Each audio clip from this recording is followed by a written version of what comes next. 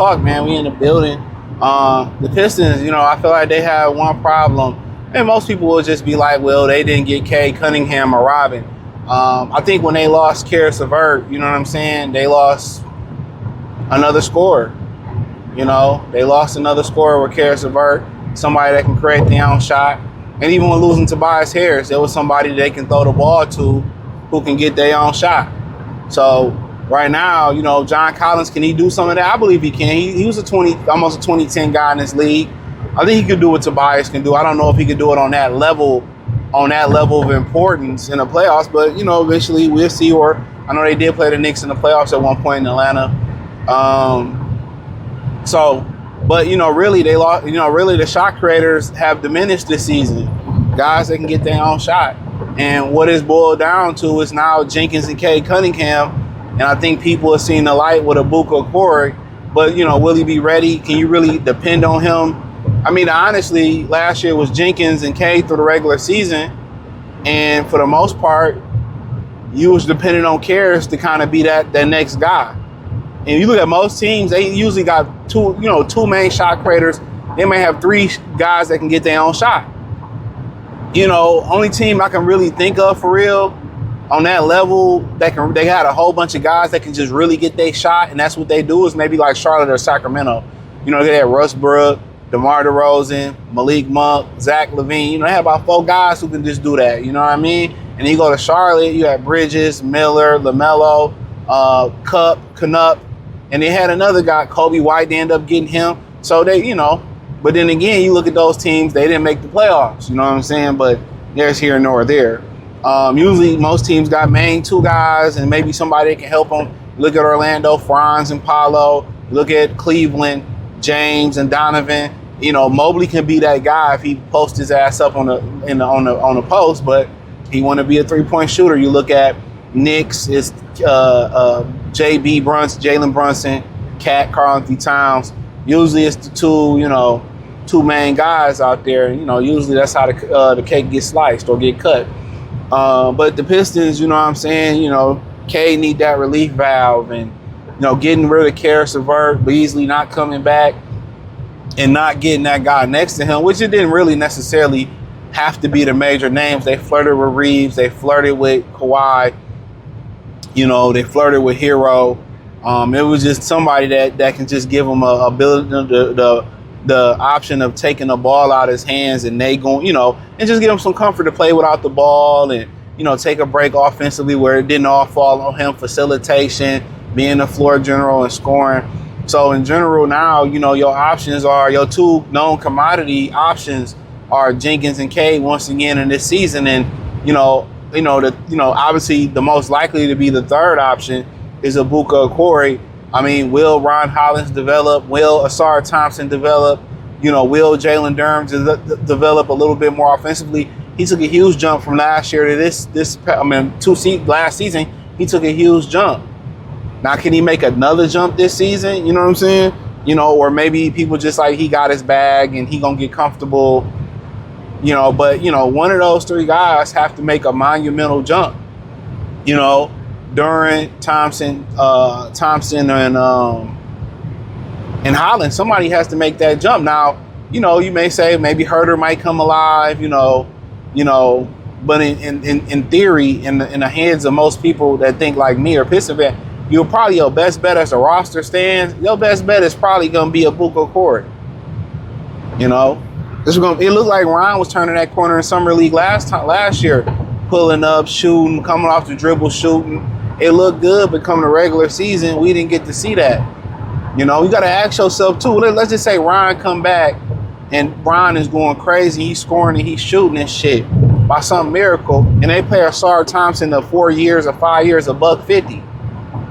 You know what I mean? Like, okay, are they really gonna push Asar Thompson to the side and let Ron cook? You know what I'm saying?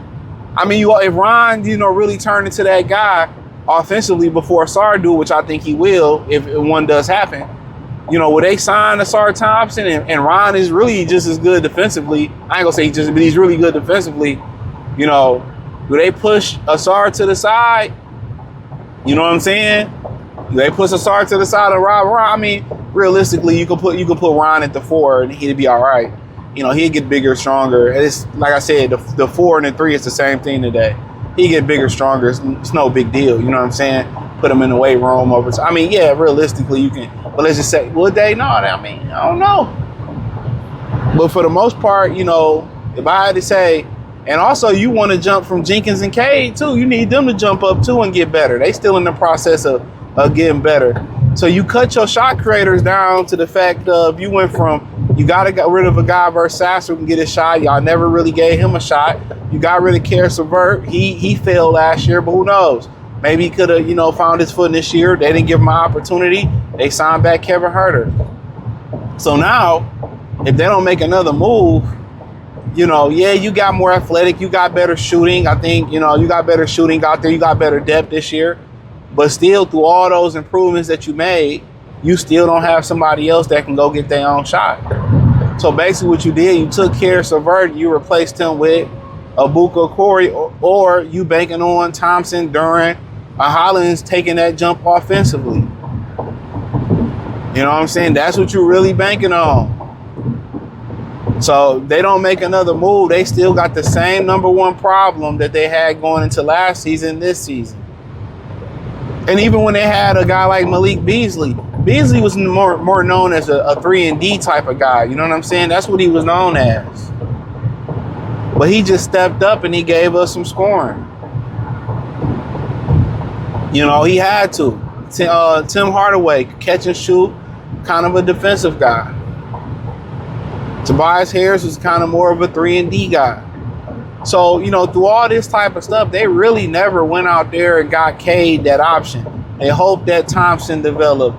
They hoped that Holland developed. They lucked up and found Dennis Jenkins. They never gave Sasser a chance. They never really got him that offensive juggernaut. You know what I'm saying? Therefore, the turnovers are high. Therefore, the shot attempts, the volume of shots he taking is high, where he doesn't necessarily, I don't think he wants to be taking that many shots. So they still haven't solved that problem per se, but they got Abuka Corey. A lot of people hadn't seen him play. They're like, oh, he's a point guard. I'm like, y'all haven't really seen him play. He doesn't play like a point guard. Can he grow into that? I mean, yeah, Chauncey Billups did, you know what I'm saying?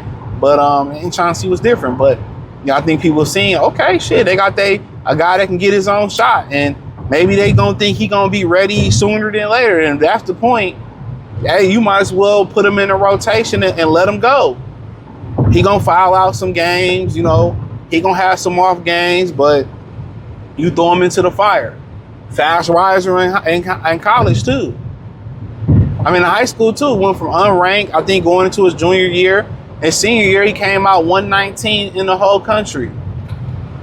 So, you know, and then you go from being 119 to being one of the, top 7-10 scorers in college basketball. So you understand where his ceiling is at. Harvard smart, went to Stanford, was going to Harvard, got it back. I mean, led the Pac-12 in scoring as a true freshman, came out of nowhere. So I think they're looking for him to be a fast riser. Low turnover rate too. He protects the basketball. So, you know, you may see him a little bit sooner than later. You know, you may see him pop sooner than later. So, I mean, I look forward to it. And that's why I'm saying they should start him or give him a major role early on.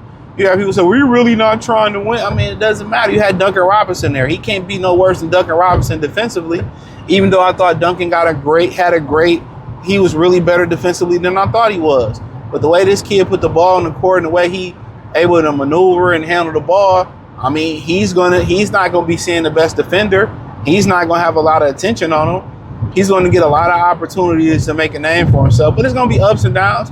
You know, I don't expect, as the roster constructed, the Pistons to win the championship next year. I don't think anybody is looking at this roster, oh, they can win a championship next year. I don't think nobody looking at it that way. Sorry to break the news to y'all if you think. Might as well let him go out there and spread his wings and, you know, let him learn by trial by fire. And, you know, he learns.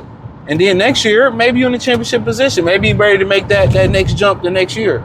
Maybe you make that jump sometime this year, but sitting on the bench, you can't do that again when you got one of your third or fourth shot best shot creators on the bench like you did with Sasser. You can't afford to do that. You know, they just can't afford to do it. But you know, they may do it again. and bury the kid on the bench.